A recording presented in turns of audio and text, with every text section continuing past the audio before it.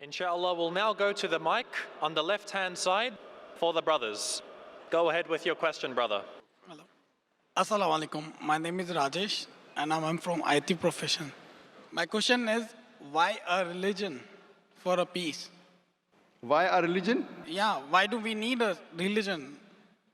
Like Islam, you're preaching Islam. Brother asked a very good question. That why do you need a religion? Like Islam or any other religion? Brother, if you understand what is the meaning of religion. Religion, according to Oxford Dictionary, means a belief in a superhuman controlling power, a personal god or gods that deserve worship.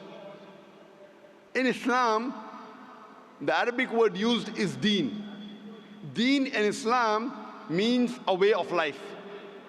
So you ask me the question that why do you require a way of life? And why do you require to understand, as Oxford Dictionary says, religion means believing in God. So why do you have to understand God? The reason is that, brother, normally when you get a machine, if you get a machine, maybe a complicated machine, along with it you get an instruction manual. I'm asking you the question, why do you require the instruction manual? Why? Why, brother? To understand. To understand, because you don't know the machine. If you allow me to call the human being the machine, you'll have to agree it is the most complicated machine on the face of the earth. So don't you think this requires an instruction manual? The last and final instruction manual for the human being, it is the glorious Quran. Like how you have the instruction manual written by the producer of that equipment, or the manufacturer, or the inventor. Our manufacturer, our producer, our creator is Almighty God.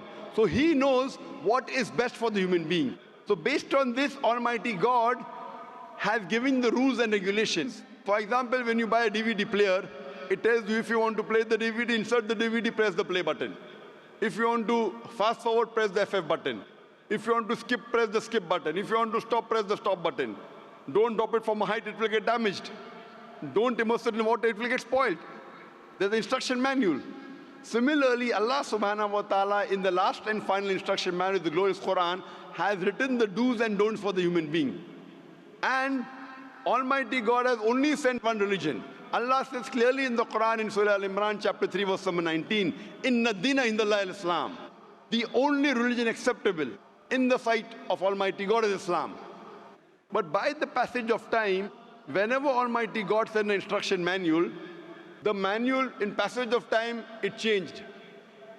And Allah subhanahu wa ta'ala knew that the human beings may not be able to grasp the complete message of the Quran as is mentioned in the Bible in the Gospel of John chapter 16, verse number 12 to 14. Jesus Christ, peace be upon him, says, I have many things to say unto you, but you cannot bear them now. For he, when the Spirit of truth shall come, he shall guide you unto all truth. Allah subhanahu wa ta'ala knows that 1400 years ago, at this time, now the human beings can grasp the last and final message.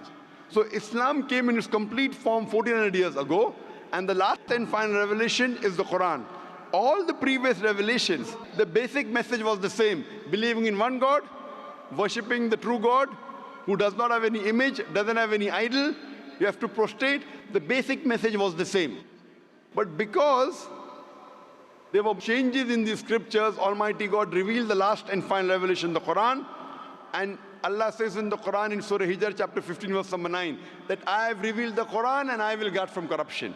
Now because this is the last and final revelation, Allah takes it upon himself that he will guard it from any corruption. So that's the reason today, all the human beings in the world should follow the last and final messenger, Prophet Muhammad, peace be upon him, and last and final message, the glorious Quran. All the scriptures that came before, since they were time-bound, they were meant only for a particular group of people. They were not meant for the whole of humanity. And the message was supposed to be followed till the new message came. Allah didn't require to preserve that message. When the last and final revelation was revealed, and since no other revelation is going to come, Allah takes it upon himself to preserve it, and it's not only meant for the Muslims or the Arabs, it's meant for the whole of humanity, irrespective whether you're staying in Dubai, India, Pakistan, Saudi Arabia, America, UK, Canada.